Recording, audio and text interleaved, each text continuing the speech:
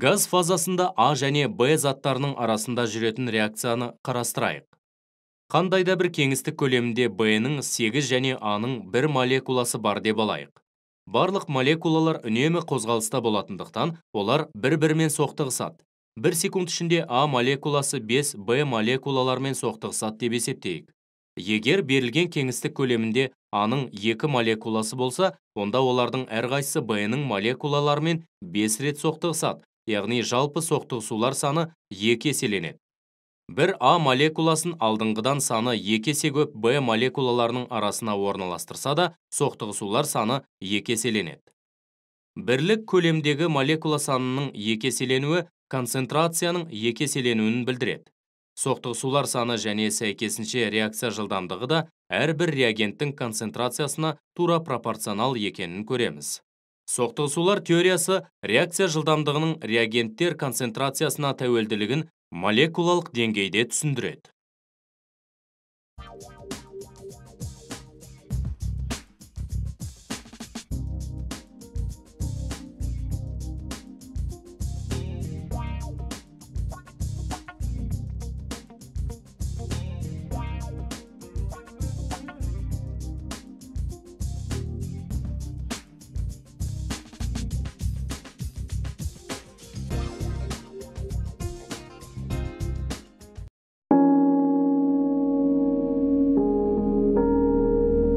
Қысым газ фазасында жүретін реакциялардың жылдамдығына әсер етеді.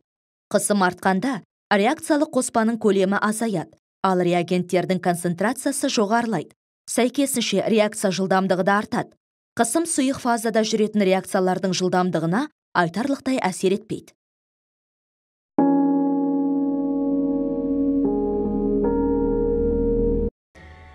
Далада отты тұтатып көрген әрбір адам ұсақ кесілген шыбықтың үлкен бөренеден гөрі оңайырақ жанатынын біледі. Бірақ неліктен бұлай? Ағаштың жануы оттек пен ағаштың органикалық компоненттер арасындағы химиялық реакция болып табылады.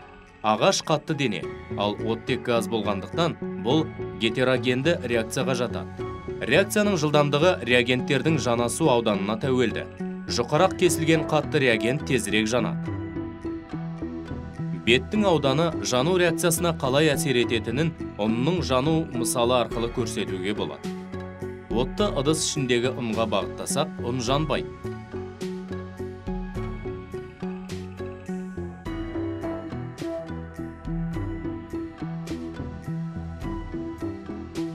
Бірақ ұн тозаңдарын жалынға қарай үрлесе, қарқынды реакция жүреді.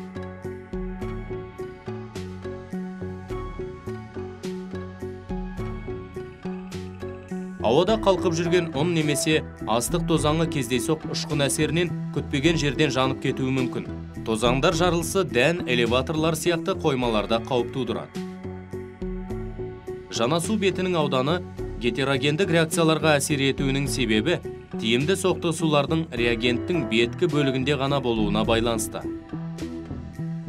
Жанасу бетінің ауданы үлкен болған сайын, бірлік уақытта соқтығысулар саны да көп болады. Сәйкесінше реакция жылдамдығы да жоғары болады.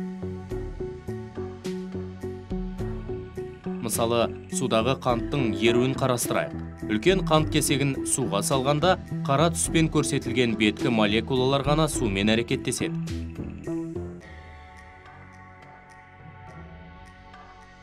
Бірақ біз бұл кесекті 4 бөлікке бөлгенде, сумен тікелей жанасатын молекулалар санының айтарлықтай көбейетінін байқаймыз. Сәйкесінше суда ұсақ қант кристалдарын еріту, ірі қант кесегін ерітуге қарағанда тезірек жүреді.